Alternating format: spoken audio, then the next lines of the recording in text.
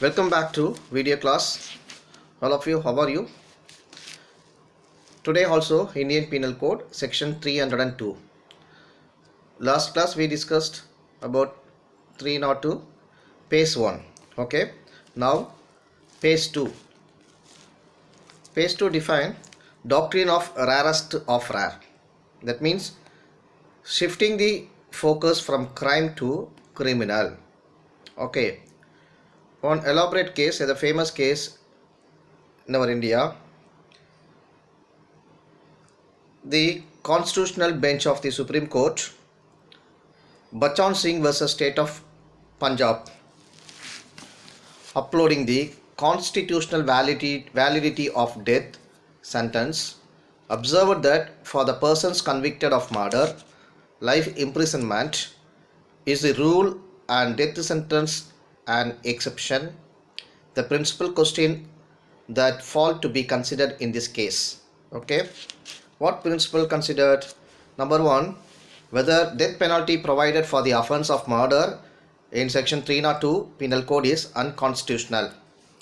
If the answer to the foregoing questions be in the negative, whether sentencing procedure provided in section 354 subclause 3 of the Criminal Procedure Code 1973 Act 2 of 1974 is unconstitutional, and on the ground that it was inverse to the court with unguided and untrammeled discretion and allows death sentence to be arbitrarily or fractiously imposed on a person found guilty of murder or any other capital offence punishable under the Indian Penal Code with death or in the alternative with imprisonment for life. The conclusion of the Constitution bench was that the sentence of death ought to be given only in the rarest of rare cases only. Okay. So the Supreme Court guidelines in the Bachchan Singh case, it should be given only when the option of awarding the sentence of the life imprisonment is unquestionable foreclosed. It laid down that the framework law on this point, Bachchan Singh effectively opened up phase 2 of a sentencing policy by shifting the focus from the crime to the crime and the criminal. This is where Bachchan Singh marks a watershed in sentencing in making the shift from crime to the crime and criminal. The constitutional bench in Bachchan Singh looked at the suggestion given by learned counsel appearing in the case. So in this suggestion, if you examine, indicate that insofar as aggravating circumstances are concerned, they refer to the crime.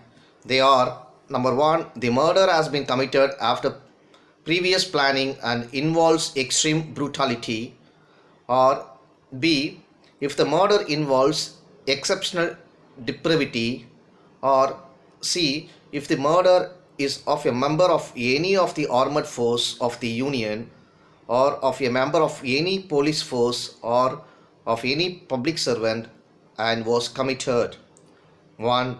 while such member or public servant was on duty, or in consequence of anything done or attempted to be done by such member or public servant in the lawful discharge of his duty as such member or public servant, whether at the time of murder he was such member or public servant as the case may be, or had ceased to such member or public servant. And D, if the murder is of a person who had acted in the lawful discharge of his duty under section 43 of the Code of Criminal Procedure Code 1973, or who had rendered assistance to a magistrate or a police officer demanding his aid or requiring assistance under section 37 and section 129 of the said code. Okay. And another point, insofar as mitigating circumstances are concerned, they refer to the criminal. They are: number one, that the offence was committed under the influence of extreme mental or emotional disturbance. Number two, the age of the accused. If the accused is young or old, he shall not be sentenced to death. Number 3, the probability that the accused would not commit criminal acts of violence as would constitute a continuing threat to society. Number 4, the probability that the accused can be reformed and rehabilitated. The state shall be evidence prove that the accused does not satisfy the condition 3 and 4 above. And 5, that in the fact and circumstance of the case, the accused believed that he was morally justified in committing the offence. Fine. Number 6, that the accused acted under the duress, duress or domination of another person. Number 7, that the condition of the accused showed that he was mentally defective and that the said defect impaired his capacity to appreciate the criminality of his conduct. Okay, and Supreme Court guidelines in Bachchan case. Number 1, the extreme penalty of death need not be inflicted except in gravest cases of extreme culpability. Before opting for the death penalty, the circumstances of the offender also require to be taken into consideration along with the circumstances of the crime. Number 3, life imprisonment is a rule and death sentence is an exception. In other words, death sentence must he imposed only when life imprisonment appears to be an altogether inadequate punishment having regard to the relevant circumstances of the crime, and only provided the opinion to impose sentence of imprisonment for life cannot be constitutionally exercised having regard to the nature and circumstances of the crime and all the relevant circumstances.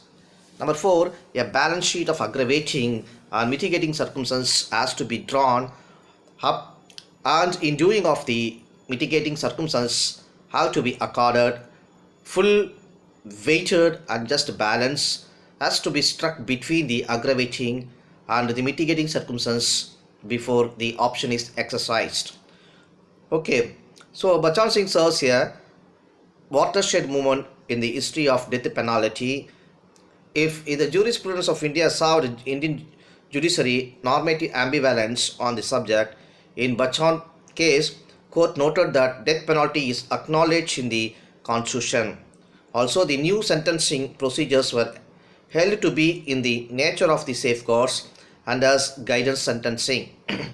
The sentencing procedure was taken to the orienting the death punishment towards application in very selective situations. Okay, on the aforementioned reasoning, the court upheld death punishment. Substantially, procedurally, the judgment also another case, Machi Singh with state of Rajasthan, did not only state the above guidelines in some elaboration, but also specified in mitigation circumstances which could be considered by the court. Okay, this is what saying our Supreme Court. And Supreme Court guidelines in Machi Singh also many factors is available. So these factors are based on the Jagan Mohan case only. Okay, this is what saying phase 1. Okay, now it's clear this portion. We'll go to next section of the IPC. Okay, this is enough to, I think this is sufficient lecture notes. This notes is enough to how we'll apply 302 of the IPC. Okay, bye, take care.